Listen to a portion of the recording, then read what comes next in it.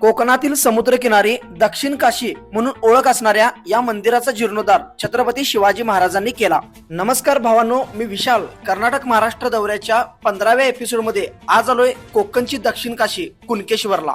एका बाजूला समुद्र, स्वच्छ नितळ पाणी, पांढरी शुभ्र रेती, फेसाळलेल्या लाटा, लांब पसरलेला किनारा आणि समोरच दिसणारे हे शंभू महादेवाचे सुंदर असे मंदिर। या मंदिराबद्दल 2 दंतकथा आहेत, पण अधिक माहिती घेतली असता 11व्या शतकातील कदंब, राष्ट्रकूट, चालुक्य आणि यादव यासारख्या हिंदू साम्राज्यातील हे मंदिर आहे। गर्भगृहामध्ये दर्शन घेतल्यानंतर या ठिकाणी मंदिर परिसरामध्ये इतर छोटी मोठी मंदिरे, नारो निळकंठ अमात्य यांची समाधी, पांडवलेणी व मंदिर परिसरामध्ये समुद्रात काही शिवलिंगे आपल्याला पाहायला मिळतात।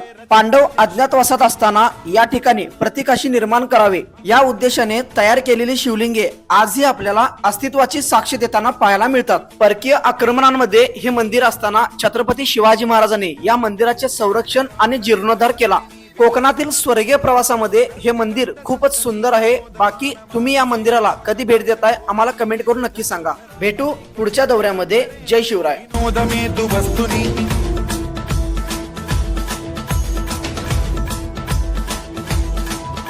जटाभुजंग पिंगल स्फुरत्फणामणि प्रभा